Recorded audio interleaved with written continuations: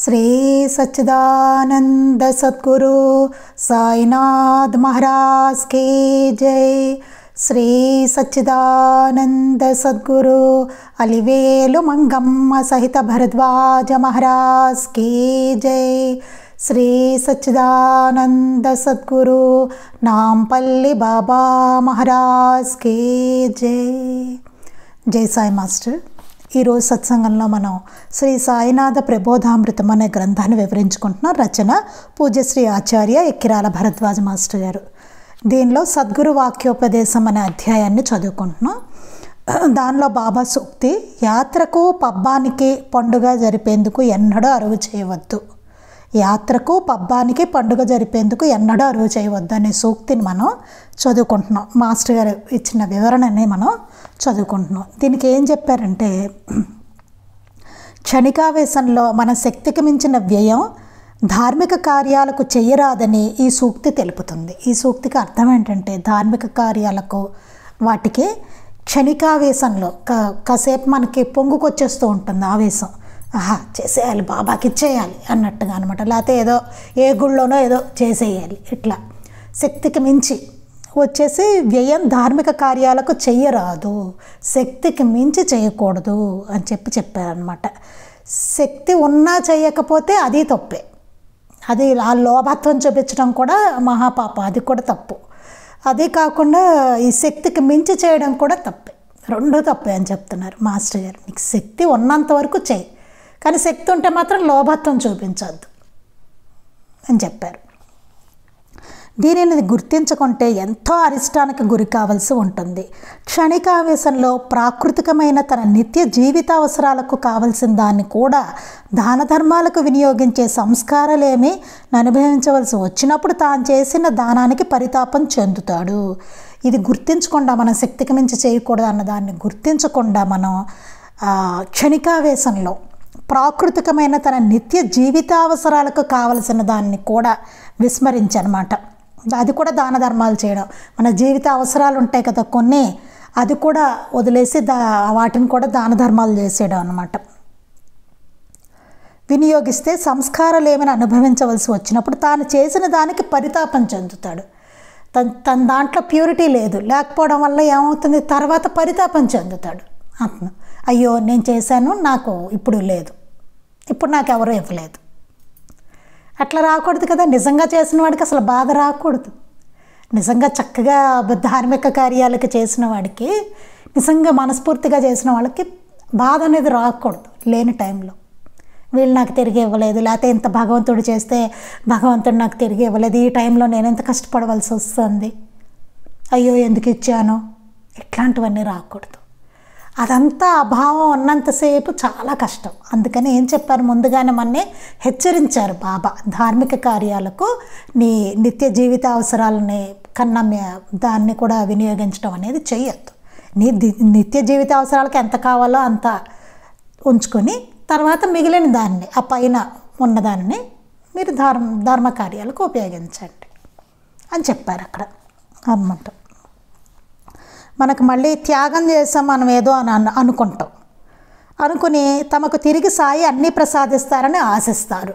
నేనేదో పెద్ద త్యాగం చేసేసాను, నాకు సమయం వచ్చినప్పుడు బాబా అన్నీ తిరిగి ప్రసాదిస్తారని ఆశిస్తారు. అట్టి కోరిక వారిలో ఉన్నంత వరకు వారు చేసింది త్యాగం కాజాలదు. అట్టి కోరిక మళ్ళీ తిరిగి నాకు ఇస్తారనేటువంటి ఉన్నంత వరకు, అంటే ఆ టైంలో ఇస్తారు కదా నాకు, అట్లా ఉన్నంత వరకు అది త్యాగం అవ్వదు. మనసులో ప్యూరిటీ లేదు కాబట్టి.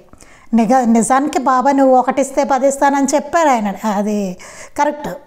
కానీ ఏంటి, మన భావం లోపల ఎట్లా ఉంది అని అప్పుడు నిలబడగలుగుతున్నావా? అప్పుడు నిలబడిన వాడికి వస్తాయి, ఎలా అయినా సరే పర్వాలేదు అనుకున్న వాళ్ళకి వస్తాయి అప్పుడు. అందుకే మాస్టర్ గారికి ఎప్పుడైనా డబ్బులు లేకపోయినా, ఆహారం లేకపోయినా టక్కున వచ్చేసేది, అలా వచ్చేసేది. ఎందుకంటే ఆయన నిలబడగలరు కాబట్టి. అట్టి విశ్వాసం ఆయనలో ఉంది. అయ్యో నేనేదో చేశానన్న భావన ఆయనకు లేదు కాబట్టి. వాళ్ళు నన్ను బాబా ఇలా ఉంచారు అట్లా అనుకునేవారు కాబట్టి. అందుకని మనం ఆ స్థితి కాదు కాబట్టి మనకి బాబా చెప్పింది ఏంటంటే, యాత్రకు పబ్బానికి పండుగ జరిపేందుకు ఎన్నడూ అరువు చేయవద్దు. దీనికి ఒక ఉదాహరణ ఉంటుంది. మాస్టర్ గారి దగ్గర ఒకళ్ళు వచ్చి చెప్పారట, భిక్ష చేసుకుంటూ షిరిడి వెళ్ళామని చెప్పారట. భిక్ష చేసుకుంటూ. అప్పుడు మాస్టర్ గారు బాగా అసలు కేకలేసారట, అట్లా చేసుకుని వెళ్ళకూడదు అట్లాగ భిక్షతోటి మీరు అని చెప్పి మాస్టర్ గారు కేకలేసారు. మనలాంటి వాళ్ళు అట్లా చేయకూడదు. అంటే సన్యాసులకి వాళ్ళకి ఆ ధర్మం వర్తిస్తుంది తప్ప మనలాంటి వాళ్ళు అట్లా భిక్ష చేసుకుంటూ వెళ్ళి అంతలాగా వెళ్ళనక్కర్లేదు. అలా లేని పరిస్థితి ఉన్నప్పుడు మనకి ఇంట్లోనే బాబా ఉన్నారు కదా. అందుకే బాబా కూడా చెప్పారు, యాత్రకు పబ్బానికి పండుగ జరిపేందుకు ఎన్నడూ అరువు చేయవద్దు అని చెప్పారు. అంటే అట్లా చేసామనుకోండి, మనం వారు త్యాగాన్ని నటించిన కపటులు అహంకారులు అవుతారు, కీర్తికాములు అవుతారు. అంటే మనం ఏదో కీర్తి కోసమో అహంకారం కోసమో కపటత్వంతో చేసిన వాళ్ళం అవుతాం అన్నమాట. తమ కష్టదశలో తమ త్యాగాన్ని అనుభవించిన వారెవరు తిరిగి తమను ఎవరో ఆదుకోలేదని బాధపడతారు. ఎవరికైనా బాబా స్వరూపులు అనుకుని ఏమైనా చేసామనుకోండి, కానీ మనకు కష్టం వచ్చింది, అయ్యా వీడు నాకు చేయలేదే తిరిగి అని అనుకున్నాం అనుకోండి, అప్పుడు ఏమవుతుంది? కష్టదశలో తమ త్యాగాన్ని అనుభవించిన వారెవరు తిరిగి తమనెవరో ఆదుకోలేదని బాధపడతారు అప్పుడు కదా, చేయలేదని. ఏమవుతుంది? ఇటు ప్రతిఫలాపేక్షణ ఉంచి చేసేది దానం ఎలా అవుతుంది? అట్లాంటి భావంతో చేసే దానం ఎట్లా అవుతుంది? త్యాగం ఎలా అవుతుంది? అదే కుత్సిత దాత అని శ్రీ గురు చరిత్రలో చెబుతుంది. అలాంటి వాళ్ళని కుత్సిత దాత అంటారట. అందుకని దాని ఫలితం ఉంటుంది. ఆ బాధపడ్డాం కదా, మళ్ళీ ఇచ్చినందుకు దాని ఫలితం అనుభవించాలి. ఇటుది రాజసికము తామసికము అయిన దానం అని భగవద్గీత చెప్తుంది. భగవద్గీతలో కూడా మనం నిన్నది అంతా చెప్పుకున్నాం మొన్న. ఇది రాజసికము తామసికమైనది, సాత్వికమైనది కాదు. సాత్వికమైన దానిలో ప్రతిఫలాపేక్ష అనేది ఉండదు అనమాట. అంటే తిరిగి నాకు ఇవ్వాలి రావాలి అనేసి ఉండదు. ఈ సాత్వికమైనది ఎట్లా ఉంటుంది? తల్లి బిడ్డ కోసం, ప్రియుడు ప్రియురాలు కోసం చేసే త్యాగం వంటి దాన్ని భగవంతుని పట్ల భక్తితో చేసినప్పుడే అది సాత్వికమైన దానమై సత్ఫలితాన్ని ఇస్తుంది. తల్లికి బిడ్డ ఎలా ప్రతిఫలాపేక్ష లేకుండా, ప్రియుడు ప్రియురాలకి ఎట్లా ప్రతిఫలాపేక్ష లేకుండా చేస్తాడో అలాంటి భక్తి కనుక, అట్లాంటి భావన కనుక, భగవంతుడి మీద ఆ భక్తి ఉంటే కనుక అలాంటి త్యాగం ఉండాలన్నమాట. అది సాత్వికమైనదై సత్ఫలితం ఇస్తుంది. ఇదే దాక్షపళ్ళు ఉదాహరణ మనం చెప్పుకున్నాం. ఆ అమ్మాయికి తిరిగి ఇచ్చేస్తారు బాబా. దాక్షపళ్ళు తీసుకొస్తే అమ్మాయి అనుకుందట ఇంట్లో, వాళ్ళ అమ్మ పట్టుకెడుతుంటే ఈ పళ్ళు ఆయన తిన్నట్టు కాదు, మనకి కాదు, అందరికీ పనిచేస్తారు బాబా అని అనుకుందట. అందుకని ఆయన కుళ్ళిన దాక్షపళ్ళు తీసుకుని మిగతావన్నీ మీ అమ్మాయికి ఇచ్చే అని ఇచ్చారు. అదేం పెద్ద గొప్ప విషయం ఏం కాదు. నిజానికి బాధపడాలి ఆయన తిరిగి ఇచ్చారు అంటే.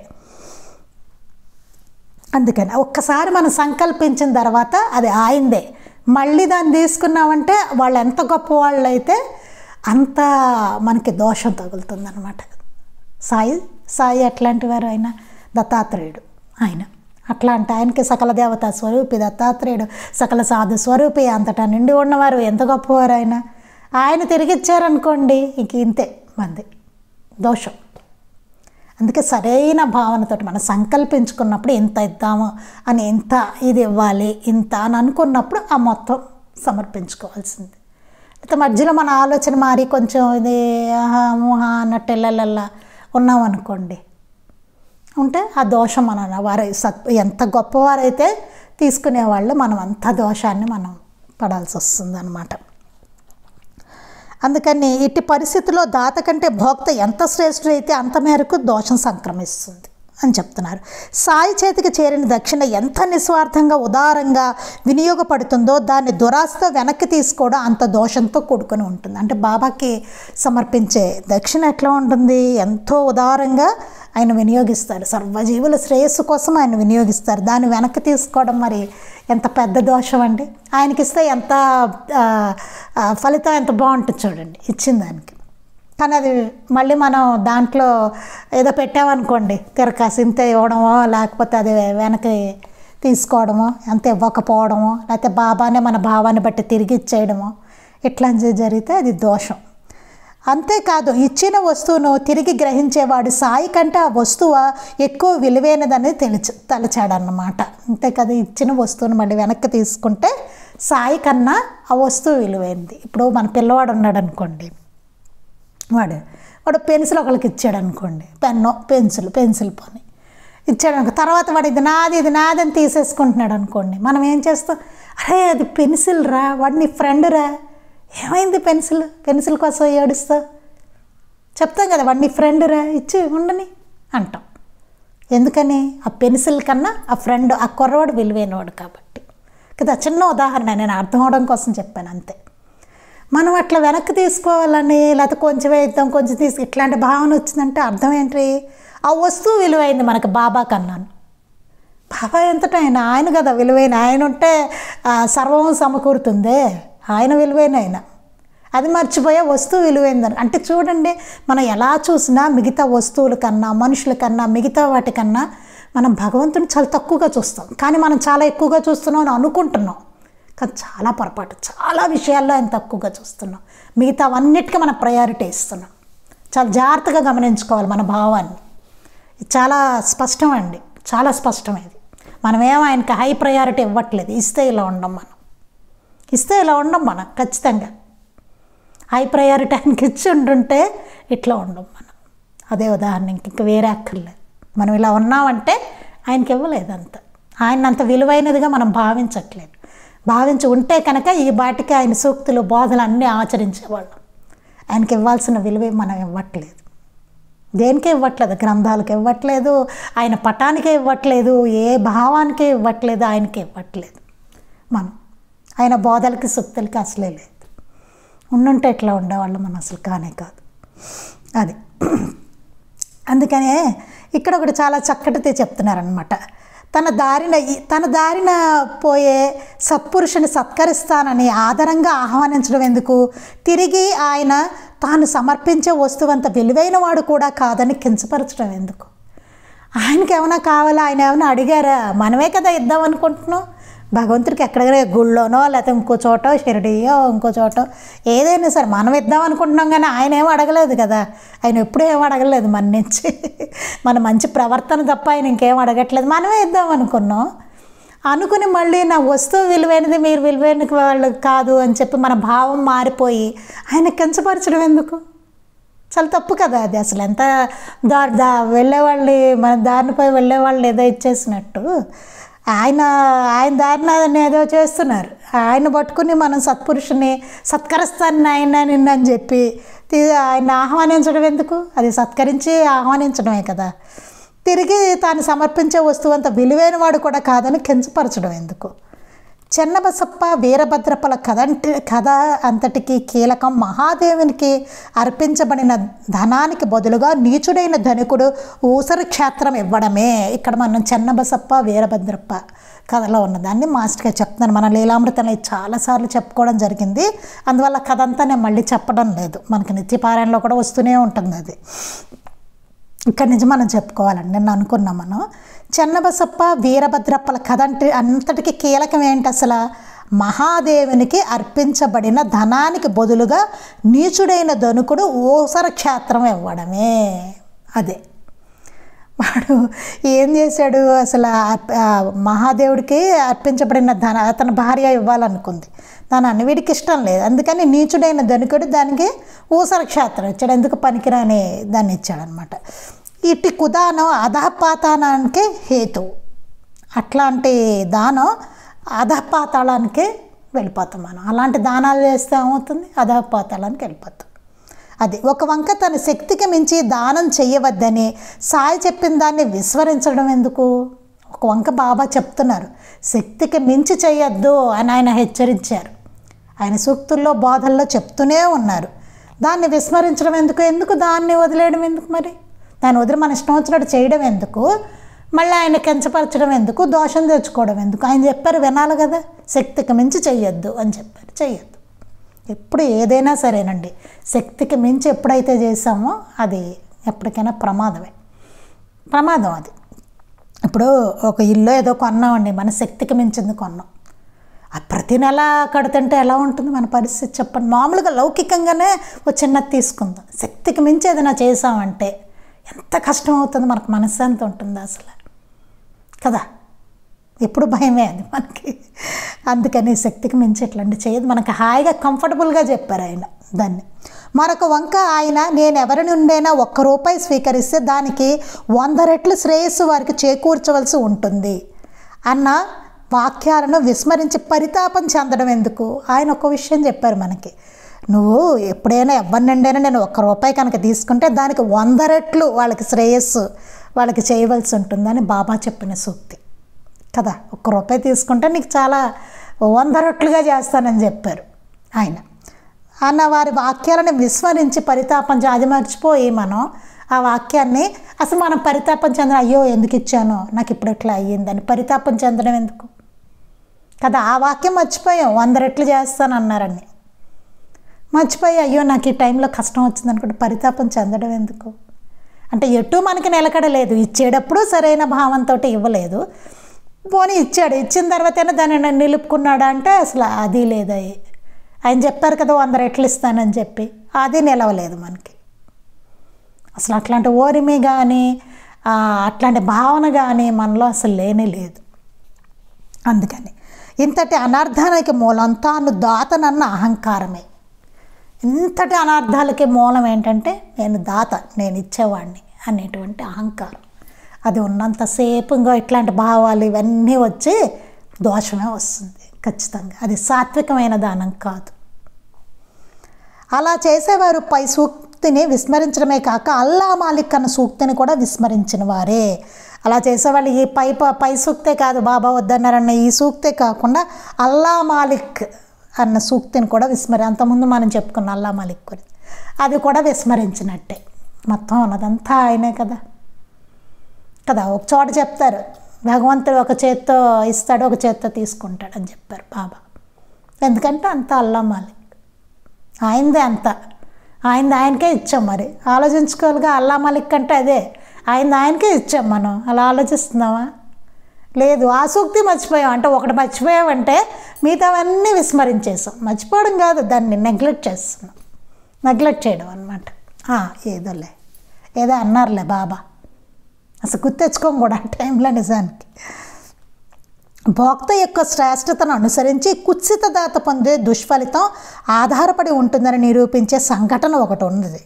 భోక్త ఎంత శ్రేష్ఠుడైతే అంత ఈ కుత్సిత దాత, ఇలాంటి భావనతో చేసే కుత్సిత దాత ఉన్నాడు కదా, పొందే దుష్ఫలితం ఆధారపడి ఉంటుంది. ఆ దుష్ఫలితం అనేది ఆయన ఎంత గొప్పవాడైతే అంత మనం ఎక్కువ పడాల్సి ఉంటుంది. ఒక సంఘటన ఒకటి ఉందన్నాడు. శ్రీ సాయికి అందజేయవలసిన ₹2 ఇది మనం చెప్పేసుకున్నాం ఆల్రెడీ, మొన్న గుర్తు రావడంతో చెప్పేసుకున్నాం. ఆ సాయికి అందజేయవలసిన ₹2 భక్తుడు శ్యామ రహస్యంగా మసీదు ముంగిట పాత పెట్టాడు. ఒకరోజు శ్యామ చెప్పుకున్నదే మనం, ₹2 ఎవరో మనీ ఆర్డర్ చేశారు బాబాకి ఇవ్వమని. ఏం చేశాడు ఇతను శ్యామ, బాబా సర్వజ్ఞత్వాన్ని పరిశీలించాలని చెప్పేసి చూద్దాం బాబాకి తెలుస్తుందో లేదో అని చెప్పేసి ఒక చోట పాత పెట్టాడు. సాయి సర్వజ్ఞత్వాన్ని పరీక్షించాలని ఇతడి సంకల్పం. అనతి కాలంలో అతడింటి దొంగలు పడి సర్వాన్ని దోచిపోయారు. ₹2 బాబావి దాచేసినందుకు ఇతనికి మొత్తం ఇంట్లో ఉన్నదంతా దోచుకుపోయారు దొంగలు. తన బాధను అతడు బాబాకి చెప్పుకున్నాడు. బాబా నవ్వి, నీ వస్తువులు పోతే చెప్పుకోవడానికి నేనైనా ఉన్నాను, నావి ₹2 పోయి చాలా రోజులైంది. బాబా అన్నారట, నీ వస్తువు చెప్పుకోవడానికి నేనైనా ఉన్నాను, నేను ఎవరికి చెప్పుకోను, నా ₹2 పోయి చాలా రోజులైంది అన్నారట. నేను ఎవరితో చెప్పుకునేది అన్నారు. మీ ₹2 దాచిపెట్టినందుకు అంత కఠినంగా శిక్షించడం సమంజసమా అన్నాడు శ్యామ. అప్పుడు అన్నట్ట శ్యామ, మీ ₹2 కదా, ₹2 నేను దాచిపెట్టాను అంతే, ఇంత కఠినంగా నాకు శిక్ష వేస్తారా, ఇల్లంతా దొంగలు దోచిపోయేలాగా, అది అసలు సమంజసమా అన్నట్ట శ్యామ.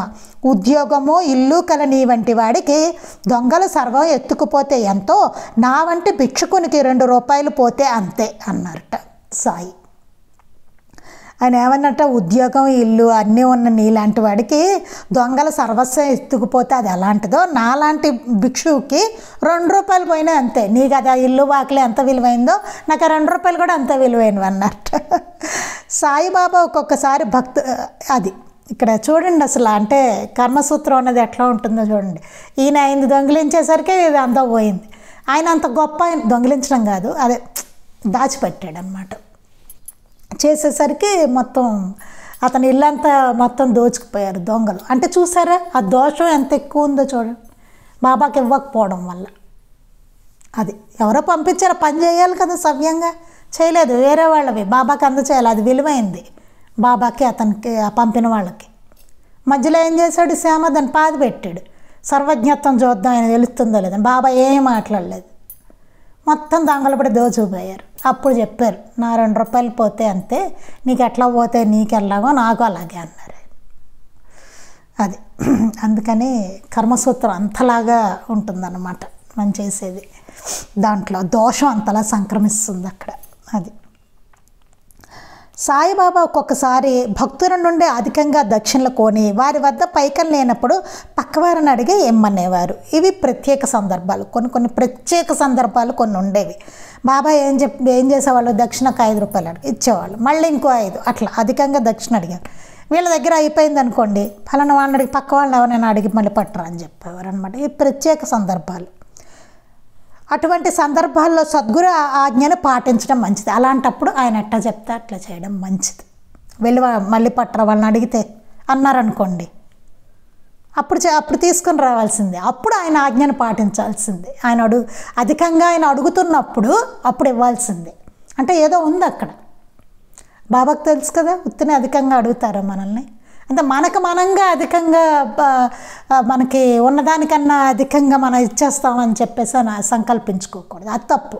ఆయన అడిగినప్పుడు మాత్రం అధికంగా అడిగినా సరే ఇవ్వాల్సిందే. మన దగ్గర లేకపోయినా పక్క వాళ్ళ నుంచి తీసుకొచ్చి ఇవ్వాల్సిందే. అది మనకు ఉంది లీలామృతం, అడిగి తీసుకురమ్మని చెప్పారు ఆయన. దానికి ఉంటుంది ఒక లెక్క ఉంది ఆయనకి. సద్గురు ఆజ్ఞ, ఆయన ఆజ్ఞ మీరకూడదు. అక్కడ మాత్రం ఆయన అడిగారు, ఆయన నోటు తెరిచి అడిగిన తర్వాత ఇవ్వాల్సిందే. ఇంకా అదనమాట. అక్కడ ఈ సూత్రం పనికిరాదు. అండక్కి పబ్బానికి అరువు చేయకు అని అక్కడ అది పెట్టకూడదు. అక్కడ సద్గురు ఆజ్ఞ, ఆయన అడుగుతున్నారు ఇమ్మనమని, మనం కాదు. మనం ఇవ్వాలని అనుకోవట్లే, ఆయన అడిగారు, అడిగినప్పుడు ఇవ్వాలి. అది చాలా జాగ్రత్తగా. ఈ సందర్భాలు మిస్ అయ్యే ఛాన్స్ ఉంటుంది. ఇక్కడ మనం మిస్ఇంటర్ప్రిటేషన్ చేసుకునే ప్రమాదం ఉంటుంది. అందుకోసం అప్పుడు సద్గురుని ఆజ్ఞను పాటించడం మంచిది. అప్పుడు ఆయన ఆజ్ఞ పాటించాలి. అంటే అలా మనను కోరిన వారు సాయి అంతటి సద్గురువులు అవునో కాదో చూసుకోవాలి. అలా అని దారిని పోయేదానే ప్రతివాడు మనం అడిగితే ఇచ్చేయడం కాదు. దొంగ గురువులు అడుగుతున్నారు కదా అని మనం మొత్తం తీసుకెళ్ళి పాదాల మీద నగలు, నట్ర డబ్బులు, దక్షిణలు, పాద పూజకు 10,000 ఇట్లాంటివన్నీ చేయకూడదు. గుర్తుపెట్టుకోవాలి. వాళ్ళు సాయి అంత గొప్పవాళ్ళు అవునా కాదా, అధికంగా వాళ్ళు అడుగుతున్నారంటే సాయి అంత గొప్పవాళ్ళు అవునా కాదా అని చూసుకోవాలి. అక్కడ చాలా జాగ్రత్తగా ఉండాలి.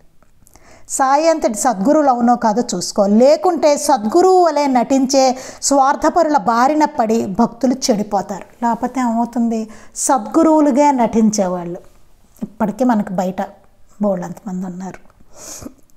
సద్గురువు వలె నటించే స్వార్థపరుల బారిన పడి భక్తులు చెడిపోతారు. ఆ బాబా అలా అధికంగా దక్షిణ అడిగేవారు కదా అని చెప్పి వాళ్ళకి మనం ఇవ్వడం మొదలెట్టామనుకోండి, వాళ్ళ దగ్గర పడి మన కర్మ కొద్దీ అలాంటి వాళ్ళ పాదాల దగ్గర పడి వెళ్ళి వాళ్ళని వదలలేకనో పట్టుకోలేక బాధపడుతూ మళ్ళీ మన ఈగో హట్ అవుతూ ఉంటుంది అక్కడ వదిలేస్తే. ఇవన్నీ చాలా ఉంటాయి ఇట్లాంటివన్నీ అనమాట. ఇలా అవుతూ సద్గురువు వలె నటించే వాళ్ళు స్వార్థపరుల బారిన పడి భక్తులు చెడిపోతారు. వాడు అధికంగా అడుగుతూ ఉంటాడు, బాబా అడిగినట్టుగానే స్టైల్గా ఇట్లాగా, పట్రా ఒక 10,000, ఇంకొక 10,000 పట్రా, అది ఆ రేంజ్లో వీడేమో ఇచ్చేస్తూ ఉంటాడు అనమాట.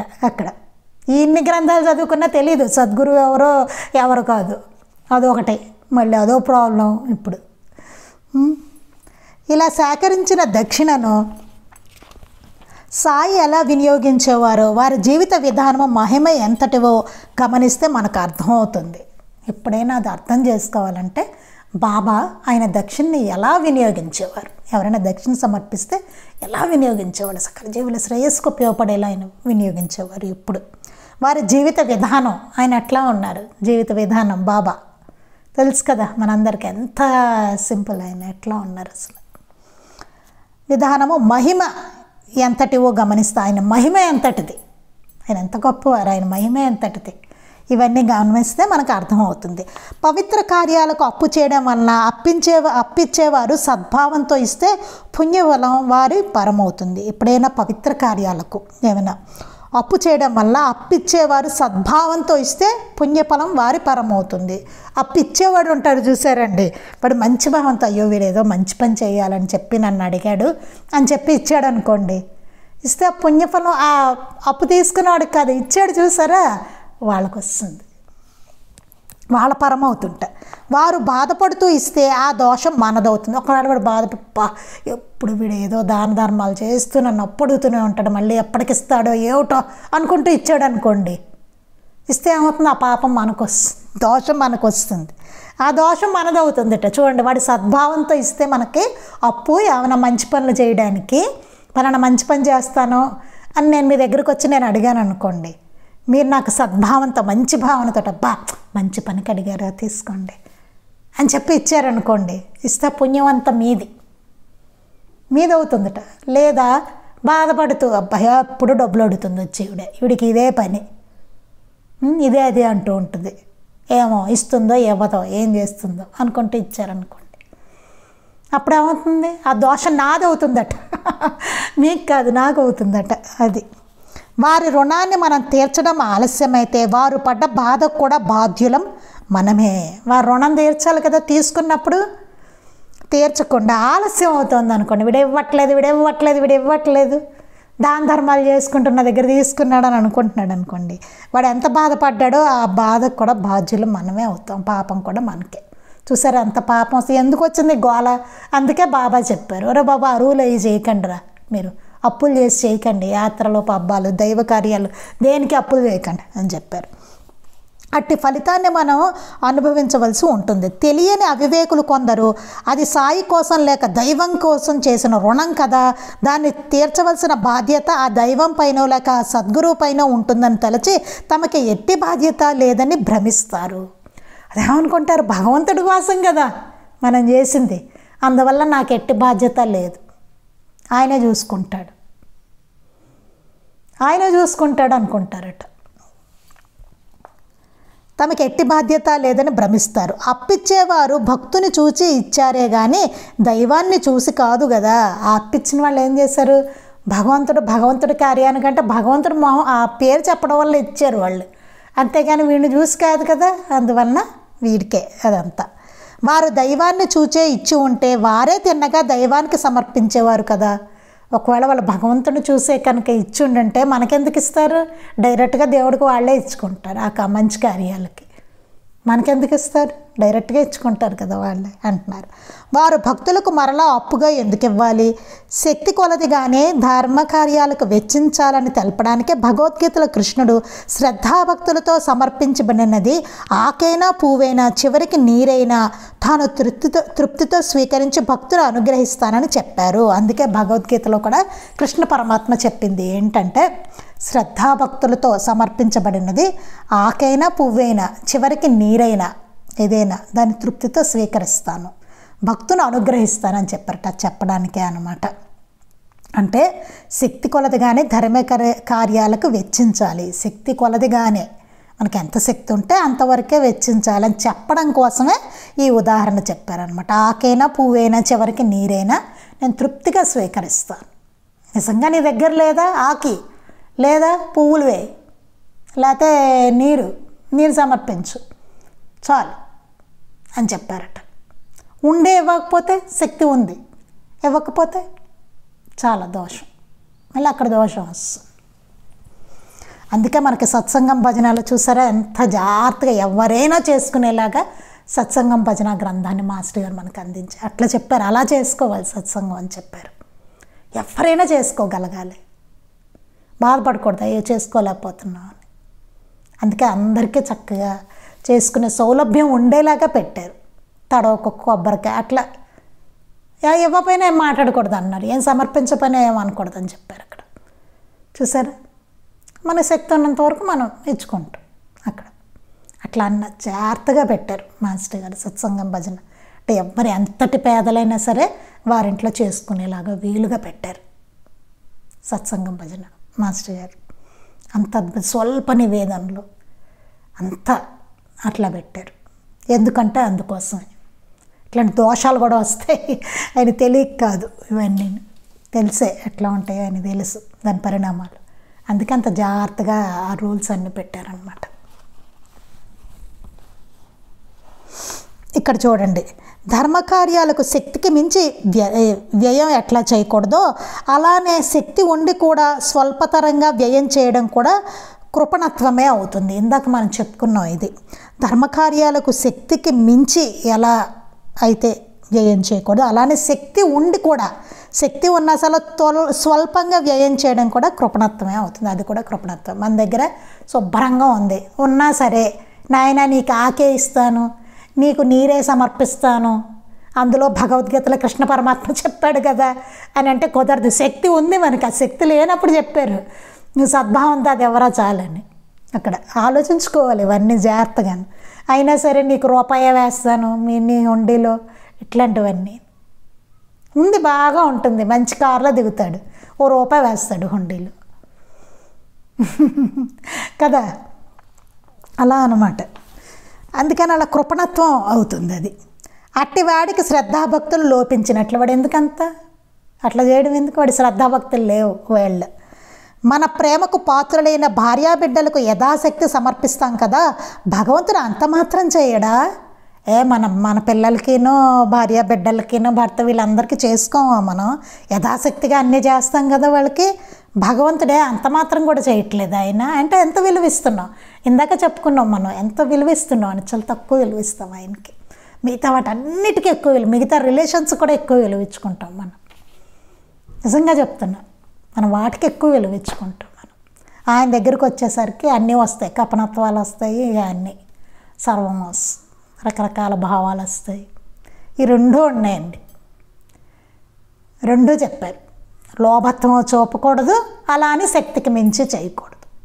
అంటే భావం ఎంత బాగుండాలో చూడండి, లోపలే ఉందంతా, మన భావంలో ఉంది మొత్తం ఇక్కడ.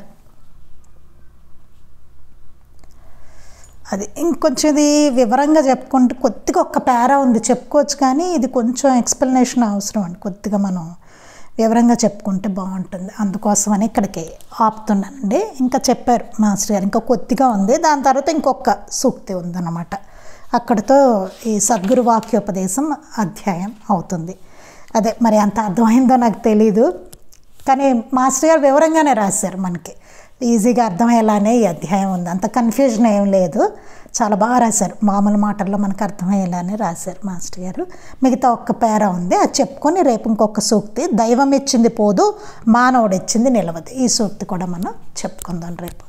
శ్రీ సచ్చిదానంద సద్గురు సాయినాథ్ మహారాజ్ కి జై. శ్రీ సచ్చిదానంద సద్గురు అలివేలు మంగమ్మ సహిత భరద్వాజ మహారాజ్ కి జై. శ్రీ సచ్చిదానంద సద్గురు నాంపల్లి బాబా మహారాజ్ కి జై. గురుదేవ దత్త అవధూత చింతన. లోకా సమస్తాః సుఖినో భవంతు. లోకా సమస్తాః సుఖినో భవంతు. లోకా సమస్తాః సుఖినో భవంతు. జై సాయి మాస్టర్.